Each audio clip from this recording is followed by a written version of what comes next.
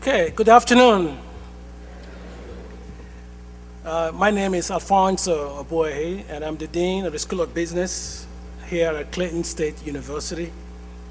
And it is my distinct pleasure, indeed it's my privilege, to welcome you all to the inaugural School of Business Dean's Distinguished Lecture event.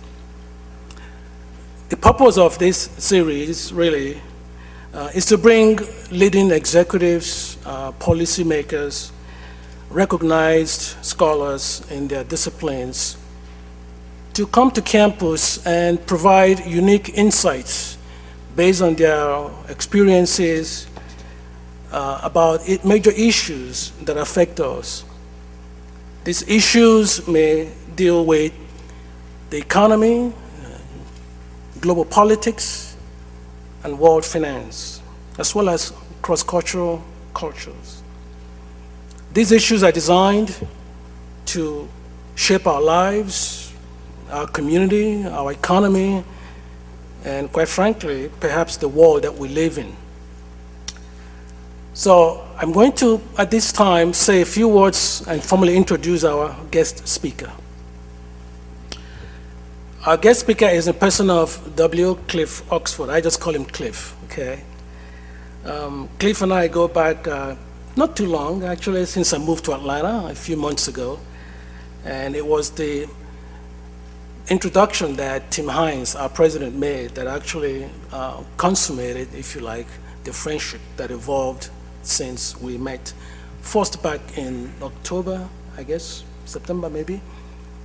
But Cliff marked his initial entrepreneurial success as the founder and CEO of STI Knowledge Incorporated.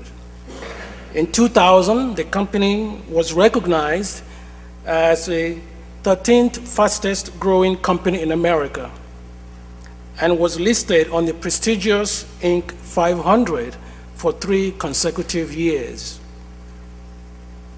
He endowed the Emory Executive MBA in 2004, shortly after he got his own Executive MBA from Emory's Gusweda School. And the program is now known as a W. Cliff Oxford Executive MBA at Emory University. He founded and is currently the CEO of Entrepreneur Advisors, whose mission is to provide better business life for entrepreneurs. I should go back to his early years and talk to you a little bit about what he did. Cliff started out as a college student working for UPS. Upon graduation from college, he stayed on with UPS, and during his first few years there, he saved the company by way of his technological innovation in excess of $250 million, which helped UPS to better manage its help desk operations. In 1995, he left UPS to start STI Knowledge. Cliff shaped STI Knowledge into a global technology leader with offices in the United States, United Kingdom, South Africa, India, Hong Kong, and the Philippines. The Atlanta Chamber of Commerce recognized the company's accomplishments by naming Cliff Entrepreneur of the Year in 2000. In 2003, he sold STI Knowledge to Mellon Bank Ventures and a group of global investors. And quite frankly, there is much that Cliff has done, and I don't want to spend the next 2 hours going over everything that he's done. Suffice it to say that Cliff represents the sort of individuals that we would like to have to kick off this inaugural event. So without much ado, it is my distinct pleasure to introduce Cliff Oxford.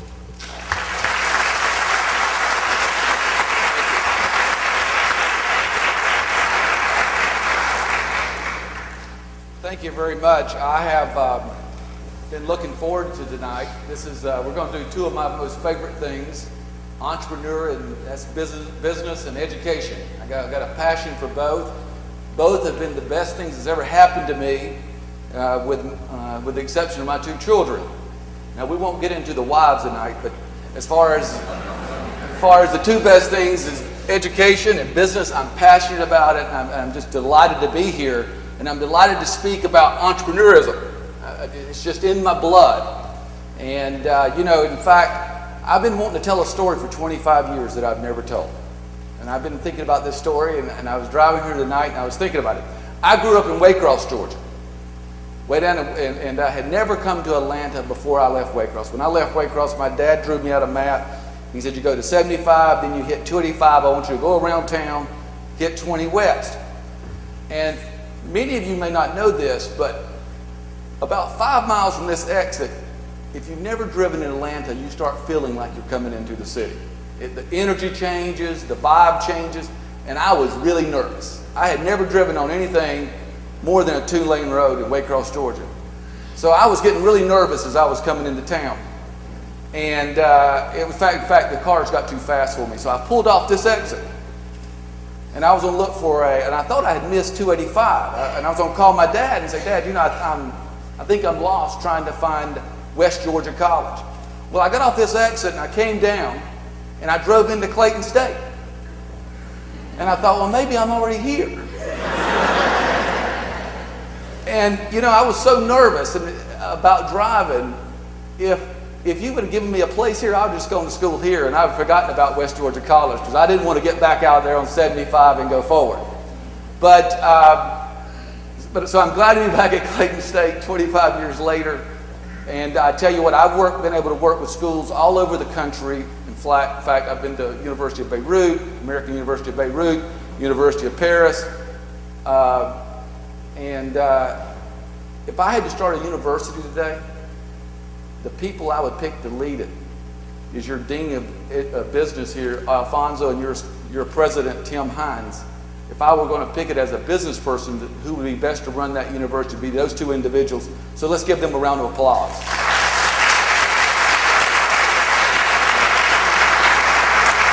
But entrepreneurism, President Obama is saying the only thing we got left is the entrepreneurs. The bubbles have burst. And then Ben Bernanke on 60 Minutes recently, if you saw his interview, they asked him, what's going to make us turn this thing around? And the only thing he could say is entrepreneurs. And that's what we're about at Entrepreneur Advisors. And I want to just give you a second about Entrepreneur Advisors and what we do. In fact, my business partner, Tom Hughes, Tom, raise your hand. Tom is here.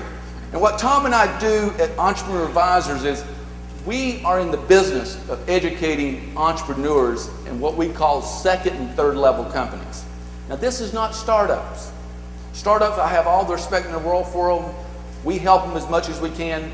But our business is helping these companies at the second and third level that are getting ready to dominate a category. Now, many of the schools in our business, we have sponsors, academics such as Clayton State, Kennesaw State University, West Georgia.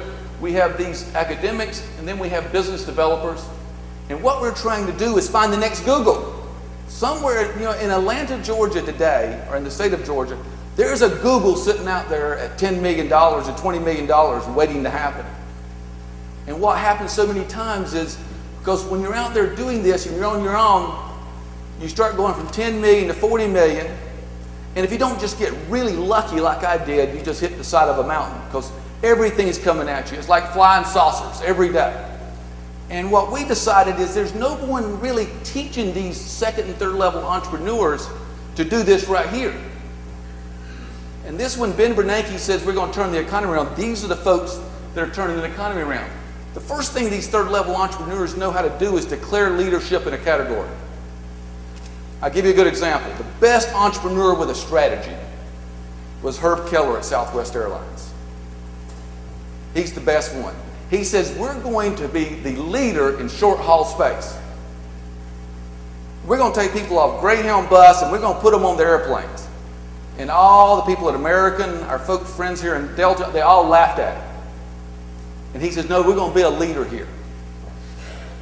And you know what they have to do is, the next thing is, as you see, they set and demonstrate the standards. He comes up with a crazy idea. We're going to let people seat themselves.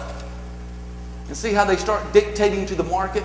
And they start setting the new standards. Those are the next Googles.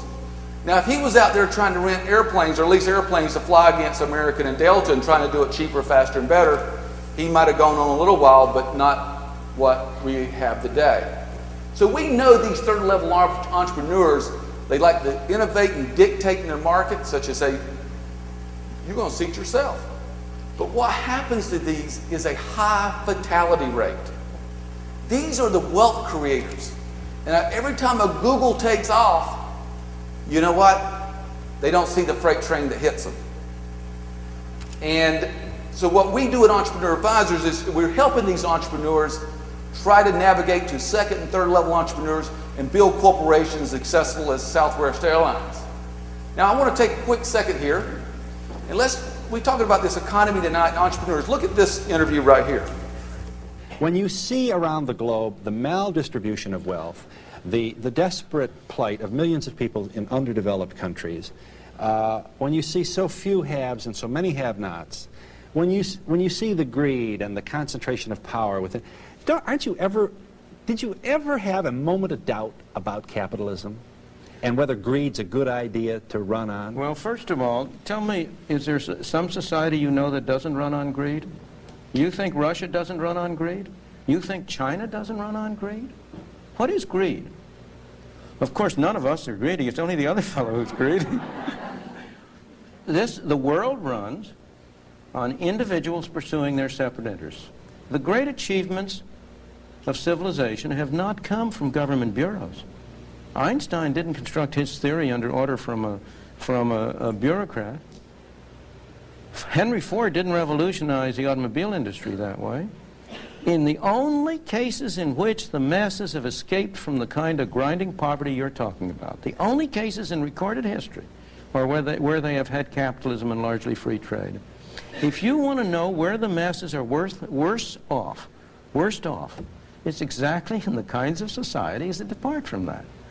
So that the record of history is absolutely crystal clear, that there is no alternative way so far discovered of improving the lot of the ordinary people that can hold a candle to the productive activities that are unleashed by a free enterprise system. But it seems to reward not virtue as much as ability to manipulate the system. And what does reward virtue? You think the communist commissar rewards virtue? You think a Hitler rewards virtue? You think, excuse me, if you'll pardon me, do you think American presidents reward virtue? Do they choose their appointees on the basis of the virtue of the people appointed or on the basis of their political clout? Is it really true that political self-interest is nobler somehow than economic self-interest? You know, I think you're taking a lot of things for granted. And just tell me where in the world you find these angels who are going to organize society for us. Well, I don't even trust you to do that. So, we all know that he is correct, and I think we have actually a president that's starting to realize that, you know, it was not a government bureau that got Henry Ford to do the entrepreneurial efforts of him. Now, the next thing we do, we look right here. There's things that are changing right here with the entrepreneurs, and that's social media. And whether we are successful of the entrepreneurs saving the economy like President Obama and Ben Bernanke says, is how fast we entrepreneurs adapt to social media. Now let me tell you, and I'm going to announce this tonight, this is not something our college kids are only doing on Facebook. Social media is fundamentally changing America. And Tom will tell you, we studied this for months at Entrepreneur Advisors before I came out with this announcement. Because I thought maybe it's a fad, but right here, if you look at right here, this CEO of Best Buy. Now this is him communicating with his constituencies, and this is how we have to train these entrepreneurs today. Look at here, this is what he is tweeting. We opened our first buy store in UK this week, thanks to our employees there who worked so hard. Down here, here's to a customer. Glad to hear, Peter, thanks for shopping with us. The next group, it was great to speak at the Raleigh conference in Dallas SAM. Great group. And then right here, I'll tell you what, but it's not all fun and games with Twitter, because look right here, he says, yes, my account was hacked. Thanks to all you who notified. I appreciate the irony. Yes, it's irritating, and I still love social media. And this is a tweet he sent out this morning. My 5,000 or so tweeters had a rather unusual tweet from me. I've been having a lot of great sex lately, and here's why. It was followed by a link to a website, presumably one offering male enhancement pills. Obviously, I've been hacked. Now, this is the CEO of Twitter. Now, look, the world has changed. Many years ago, we would have called the CEO of a company like Best Buy would have called the police, detectives, loss prevention. We've got to change the world. My account's been hacked. But he's a very savvy CEO because all he did was send out that message and say, yes, I've been hacked. I apologize to my followers. And he's going on tweeting and Facebooking and all the other social media. So that's the fun side of it, but how has social media has fundamentally changed how we buy stuff? Okay, I mean fundamentally to the raw level. And what's happening, many people are not aware of this, and they're spending their advertising dollars in all the wrong places. Let me give you an example. This was back before social media and the rise of entrepreneurism. This is how the consumer made a decision. It was called the funnel. And it was many brands, fewer brands, final choice, and buy. And many brands. Let's think of some of those brands we made decisions on. What were they? There were Bold, Tide, Pepto-Bismol. You remember Sun-In? You know, I was like 16. I wanted to be a blonde. I put Sun-In in my hair. Thought my dad was going to kill me when he came out and found out I had Sun-In in my hair. But that's still a brand out there. Sun-In is a brand. That's what it's called. And when we started to make a decision, we go to many brands, fewer brands. And if you look at the top, evaluate and consider, that's where we put our advertising dollars. That's when we ran ads in the paper and put ads on TV, because you wanted to be at the very top when there was the consideration and evaluation of brands. Hey, no faster way to waste money today than do that right there. What you have to do today, this is the new decision. And there's something here called the loyalty loop: bond, advocate, and enjoy. You know why we're buying stuff today with the social media and the internet? Is when somebody tells us they have bought it and they like it. That's when we go pull the cash register and say, ring me up, and somebody else says, I bonded with this. So right now the customer goes out there and tries to make a decision on Tide, and before they get through all their decisions, someone on Facebook says, I tried it today and it was great, and they cut the loop. It's called the loyalty loop. So bonding and advocating. In fact, if I were a business running Clayton State University, instead of going running ads in the paper, and I hope my journalist friends here are probably going to get all over to me on this, and putting TV ads on, what I would probably do, now I'm a business guy, I would go and say, look, I need to hire about 50 students out there, and letting them be all over Facebook saying how much they love Clayton State University. Now what I would have to do is work day and night to make sure what they're saying is true. But I would say I want them out there on this loyalty loop, and I want to get these people, and we would see Clayton State University increase their attendance. So this is the new normal. And one of the things we have found in the new normal, and we entrepreneurs and how entrepreneurs are rising, is that guess who we're buying from? We know how they buy is advocacy. We're buying from experts. We're no longer buying from the socializers and the backslappers and the nice guys. We're buying from people who can tell us, the experts and the consultants. Now, these are the people that have become the sales bleeders. Now, why this is important is when you're building a company, the hardest group to build is the sales team. I can go out and I can find accountants, I can find HR people, but building a sales team is critical. So at Entrepreneur Advisors, what we're telling them, do not keep this socializer. And we know who the socializers are. They seem to always buddy up with HR. I remember my socializing salespeople, man, they would make friends the quickest with HR than anybody in the building. So these are some of the critical decisions that you have to make and that entrepreneurs are going to have to make to turn this economy around. So you may ask, if that is the case, what do we need? What do entrepreneurs need to not have the bubble burst? And for us to move forward and move ahead of, keep pace and keep ahead of China, India. And you know what? I got a different view on all this. I think I highly respect China. 1.5 billion people, you need to. I highly respect India. But tell me one brand that come out of China. Was McDonald's from China? Was Nike? Was Starbucks? We still own the brands. And there's something very critical about this. Why do we still own all those brands? Why aren't they doing the brands coming out of India and China, instead of having Starbucks, have an Indian style brand? Why isn't that? I mean, if you look at it, we're dominating that category. Because the one thing they can't match us on, and the one thing that we got to protect, is creativity. You know, my kids get up in the morning, and the first thing they're trying to figure out, especially my son, is how to get around every no I tell him.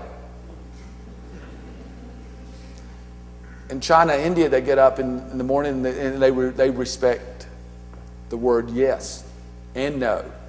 They don't try to get around to either one. Now, obviously, there's a lot of positives of that, but that creativity is what's going to keep America ahead and keep our brand building ahead. But there's something we need to do in this country to help entrepreneurs. What is that? Now, the dean said we're going to discuss the major issues of politics and finance and business. So if you disagree with me, I'm all ears. You know what we need in this country? What entrepreneurs need? And the business folks, we are so silent on this. We're working behind the scenes, but we're not going out taking a stand on this like we should, on what we really need. Because we're a little bit, quite frankly, we're a little bit embarrassed. And it's a little bit unpopular to say what we really need. We need immigration. We need immigrants in this country. And you know what? I was talking to an entrepreneur yesterday. We were talking about immigration. He says, my best employees are immigrants. Now, you know what? That shouldn't make us have thin skin. That entrepreneur needs that loyalty and needs that creativity. And what we did right in America was when we came over, when my ancestors got here in 1640, I believe it was, their feet hit the docks and they had to go create something because there was not anybody sitting there for dinner that night. And so you take this huge melting pot coming from all over the world is no different than that person trying to cross the Rio Grande, trying to get here to feed their family, and taking the same kind of risk that my ancestors took coming over on a boat. I mean, you had to think about the self-selection process and the winners that you automatically pick. When you get on a boat in 1640 and come over here, when you know half of you are going to die and half of you are not going to be here, that's what America, we got the best. We got the people said it. I'm sure there was a lot of people that says, I'm not going on that boat. I'm going to stay here and I'm going to live an impoverished life and I'm not going over there. America benefited from that. So the same thing today is that person that's willing to risk their lives and come here for the right reasons. Now, I know people are going to say, what about this, people killing somebody in Phoenix, Arizona in the jail? That's unfortunate and it's a tragic. But it shouldn't paint the whole picture because we entrepreneurs need this creativity. Where did the founder of Google come from? Huh? Russia. That was the founder of Google. Where did the founder of Groupon come from? Where did the founder, if you look at Facebook, Zuckerberg, we can't figure out where he came from. Somewhere. But Harvard wasn't, fast enough for it. So, let's address this building this fence that they want to talk about. Every time, and we business people can't really criticize the politicians for this because we're not much better in addressing this issue.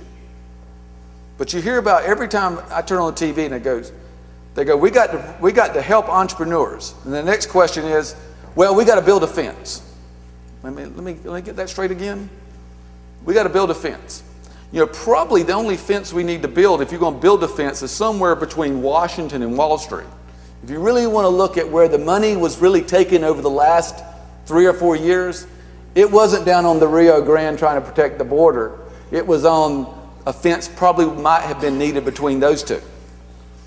Now, the other thing on immigration is the way if we did it right and we had a work program and allowed them coming to here, we could keep the bad guys out.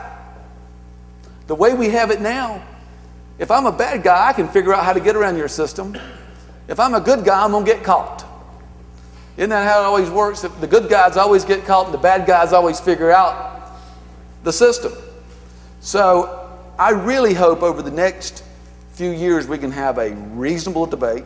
And right here in Georgia, you know, they're probably down at the Capitol right now. If they heard this speech, they would be calling me every name under the sun.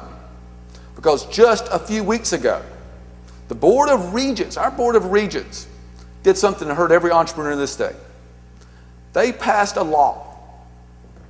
And I hope this, and I say this on this university campus, and the freedom of free thought, disagreement is good, but the Board of Regents passed a law that said of the 400 or 500 immigrant students here that came here with their parents undocumented, they said they cannot attend our university system. Now, with 50% graduation rates we don't have, 40% of the people who do go to college need remedial training. Don't we have something better to do than pick on 400 or 500 students trying to get a college education, improve their lives, and improve their families? But that's not what the case is. That's the unpopular thing, what I just said, because everybody says, yeah, let's kick them out of school. Well, I went and looked into it a little bit deeper. And do you know all these students are paying out-of-state tuition? It's the one student that we're making a profit on in the university system that we want to keep out. And more importantly, they had some kind of drive into them to go above, obviously their parents came here undocumented, but it's that same kind of drive that drove Zuckerberg to create Facebook. They looked at obstacles and they said, I'm not going to let it be that my parents are undocumented, that I'm not going to go on to college. Those are the future Zuckerbergs and the Bill Gates that we can have in this country. And so, if we had a good immigration policy, that would probably keep, I don't know, anybody could beat America in the next 30 to 40 years. If we take those entrepreneurs and teach them, as we said earlier, about business and help them through the second and third level, because guess what? And here's what I'm going to end it with. About 1 million businesses start here a year. After one year, about 200,000 of those businesses could be placed in what we call fast growth.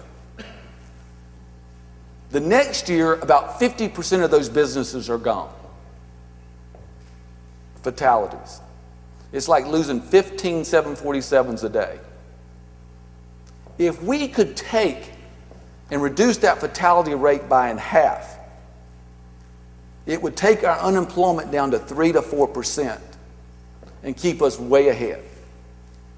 So what I'm driven to do this day and time is try to help reduce that fatality rate, because I tell everybody I can tell that I just know when I was doing it, it was luck. I only survived because I was lucky, not because somebody was helping me.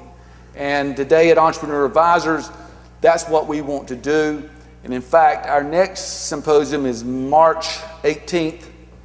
And I think we're going to have some places for people. So we invite you all to come to our symposium. And you'll see last week, we had 190 CEOs there with General Honoré of Katrina came and spoke to us. And then we had an MBA class that day. So I think we're doing something special here in Atlanta. And you know, I always want to pull for the home team. So we're very happy to be here. And again, I think on the way home tonight, I'm going to call my dad and ask him, you remember when I called you 25 years ago and I was lost on Clayton State? Well, I found it again. I am delighted to be here.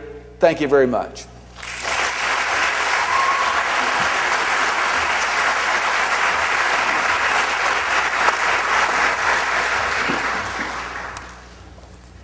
Great.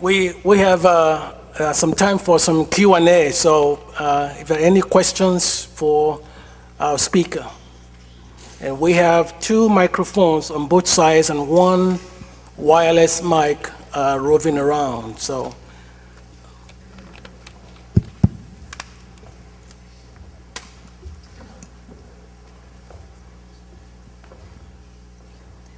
there's a question Yes. back there. Okay. I'd like to know your experience with social media.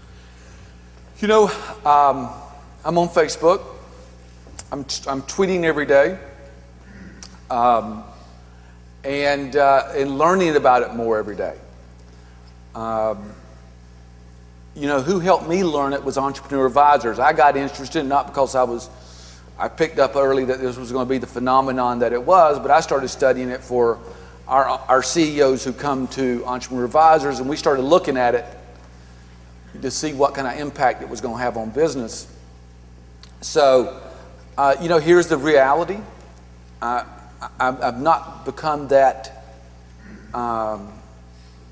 multitasking with it.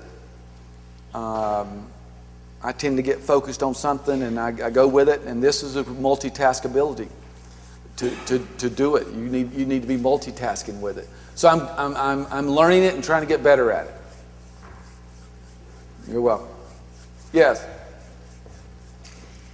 My question is, what are entrepreneurs looking for from consumers, and what are consumers looking for from entrepreneurs, and what are the key elements that entrepreneurs are looking for from government?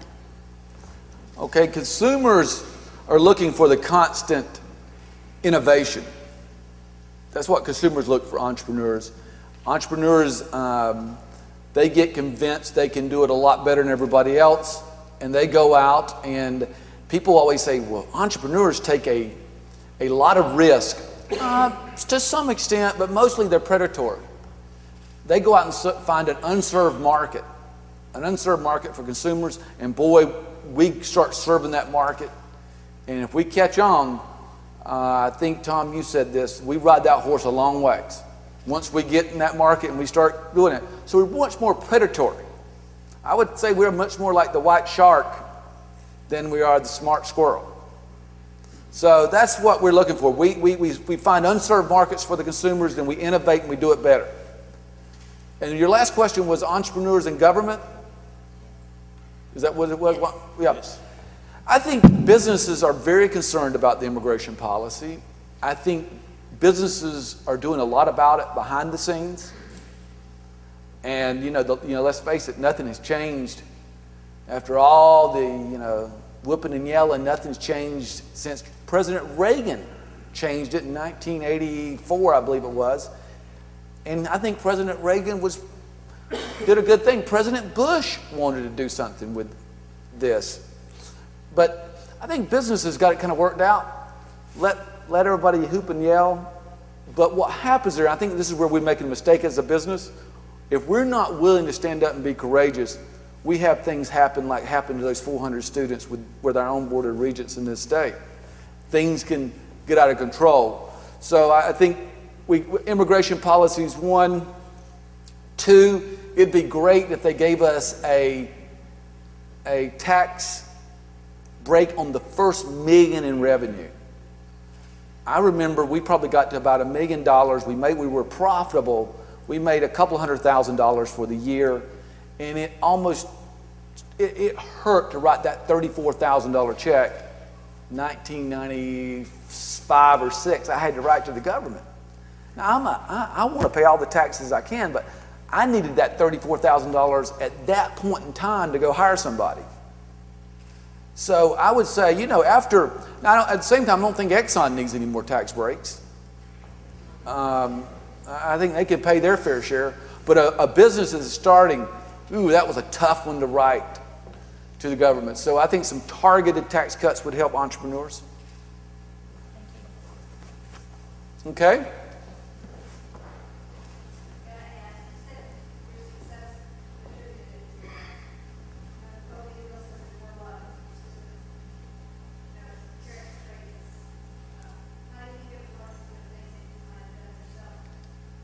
Well, the question was, is it all luck, or is there some persistence and other elements to being successful? Yes. But I think entrepreneurs will tell you this. You work hard, and you think, you try to do your best. But Bill Gates has said it. Bill Gates, has said he absolutely told IBM he was not going to write a disk operating system for them because it was too boring. And he turned them down. IBM left and went across town to find somebody. Literally, it was their competitor was also in Seattle.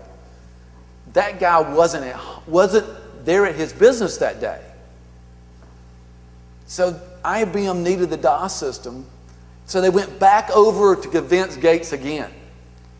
Now Gates says without them coming back that day, he probably would have been a 200 or 300 person company and been very happy with that. So that's the kind of just luck I'm talking about, that the guy wasn't there. He got held up for lunch. So I think any entrepreneur that's done it on a large scale can look to those times when you go, there was nothing I did at all. But now, obviously, Gates had the smarts after they came back to build a great company. So that was what you're referring to. Okay? What made you sell STI at all? How much did you sell it? That's a good question. What made me sell it? That's a good question. I loved every day of it. It was our baby, and my first 32 employees I hired came from United Parcel Service. I was an IS manager over there with about 300 technicians, and I got to pick my first 32 people from there. And UPS was very supportive. They were outsourcing IT at the time. So what I'm saying is I brought a lot of people in that we knew each other. We were friends. I was 29 years old, and we were friends, so we all came up together. But what I did?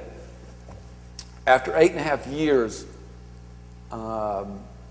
it was time to move on. I got into the company to where I could get it. We all have different skill sets. And, I think about when a company gets, up to the 100 million range, you need somebody else than the kind of idea entrepreneur that I am. I'm an idea entrepreneur that goes in and when you get about $100 million, you don't really need a guy coming in every day, hey, say, let's change this. I got a better idea. Hey, let's go do it this way. And so, there's different skill sets for entrepreneurs. So I think it got to a point where, I was sitting in budget meetings all day. I was sitting in stock, looking at should we go public or not go public. And anybody that knows me, I can't sit still very long. So I had to sell. It's not real complicated. So that was that. When the people who bought it we had 86% of the Fortune 1000 as our customers. And they said, we're going to buy your company and we're going to start selling more stuff. And I told them they couldn't do it. I said, you know what? But you're smarter than I am. So the bottom line is they were buying it to flip, to sell. And they actually ultimately ended up doing pretty well with it. But I had to sign an agreement at the time because they were going to sell it 2 to 3 years, that I couldn't remark on about how much I sold it for. So legal agreements, lawyers get you every time. Yeah. You mentioned immigrants and believe them, but it's just not, for me, it's just using another terminology, it's just like outsourcing. So, like, right here in some countries. So, we have thousands of available college students right here that are American or illegitimate. So, how we have to say immigration is what's needed. We have a student body up here that is very capable of this innovation, creation, Well, it is like this, and you certainly do. But you know what? What makes entrepreneurialism work and innovation work is the differences, not the similarities. So what I'm saying with the immigration coming from all over the world, those differences bind together for something really special. And, you know, China's got 1.5 billion people, and they got plenty of people who do it, just like you're saying, but there's no challenge of thought. There's no big major differences that binds them together. So it is actually the differences that make us stronger. So, and you know what? If you get someone like Zuckerberg or the guy at Google, that's who's going to put all these people in the room to work that you're talking about. It's, you know what? I'm finding now we got lifestyle entrepreneurs, people that leaving Coke, they can't go over to Home Depot anymore and get hired. They're having to go out and create something to keep their lifestyle. I was crazy enough to go create a company because I thought I knew a lot more than IBM did. I was going to prove. I basically formed my company to prove IBM wrong, and I was set out to do that. Today, you see entrepreneurs a little bit different. They're doing it more to maintain their quality of life. And what I'm saying here, I don't think the big companies are going to be a major source of hiring. It's going to be the entrepreneurs with just total radical ideas that are going to hire in the future. Okay. Yes. I know you mentioned you're from a small town. How do you think that shaped your determination or your drive to create businesses and do what you're doing today? It had a major impact.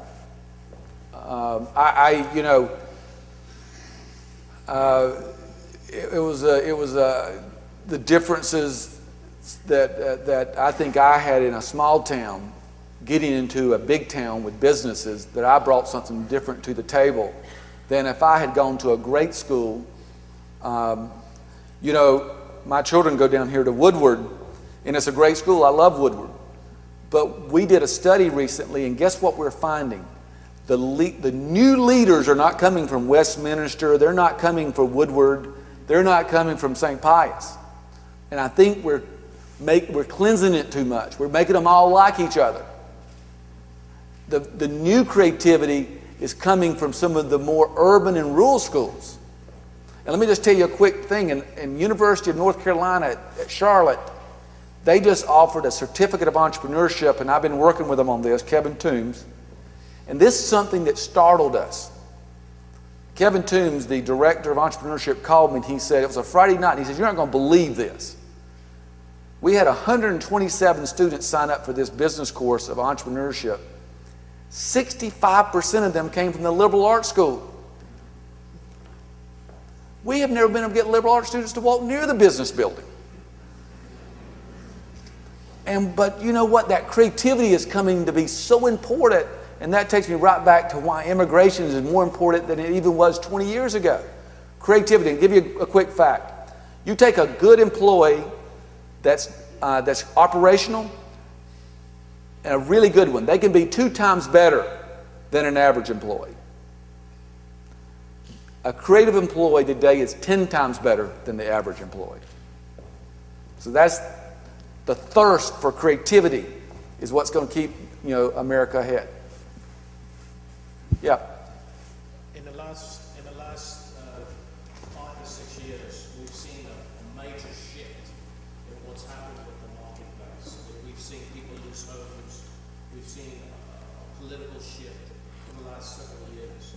And I'm of the mindset that the entrepreneur is the key to turning the entire, if you will, economic system back on track in my mind. I just wanted to know if you can tell me, if you want to be an entrepreneur, how do you start? How do you start? What are the resources available for becoming? Here's what I give entrepreneurs, people who want to start businesses. And there's a lot of information out there, and some of it's actually pretty good from the SBA and all that. But there's a lot of misinformation too. This is what I tell entrepreneurs. You want to start a business, go find a customer, get them to prepay you, then come back and see me. Because if you can do that, if you can go convince a customer to take your product and prepay you, you've probably got a pretty good chance of making this I mean, one crazy ride.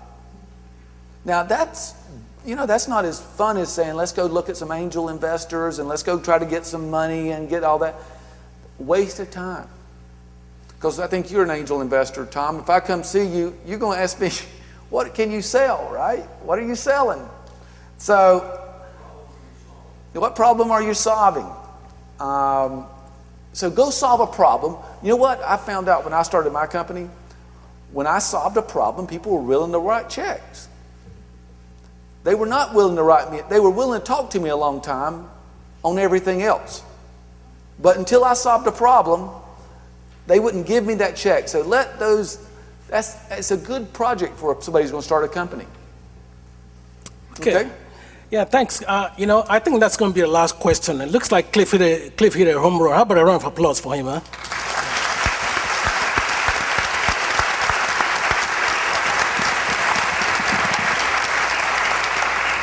And Cliff, on behalf of all the folks in the business school, the students, faculty, and staff, we're delighted to present this little token of appreciation.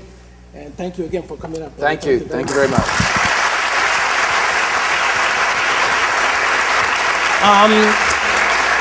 Let me just take a few minutes. If you just indulge me, I know some of the students have to go for classes. Don't worry, your professors are okay. Okay, I just want to make a few remarks. I would like to thank some of our special guests, some of our VIPs, people who came from off campus.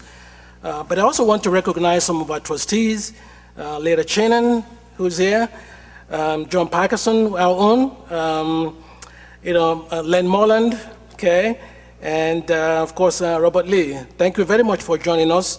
I also want to thank my colleagues, other deans and vice presidents over here. NASA leader, thank you very much for joining us.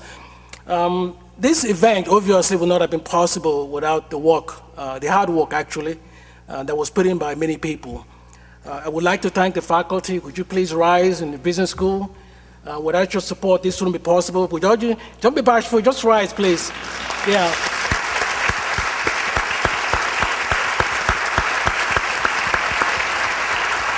Okay.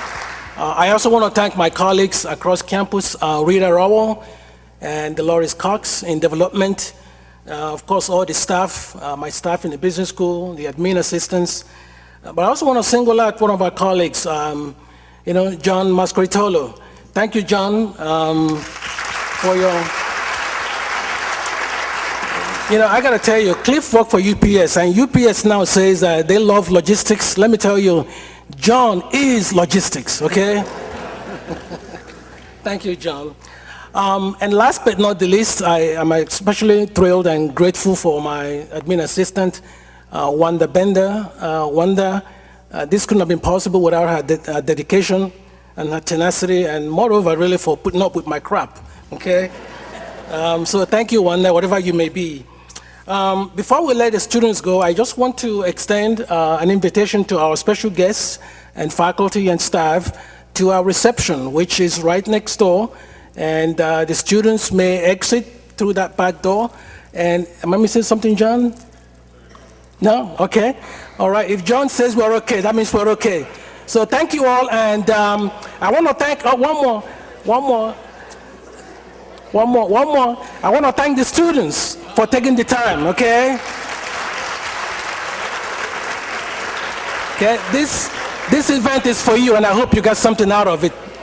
Good luck to you. And we'll see you next time at the Next Things program.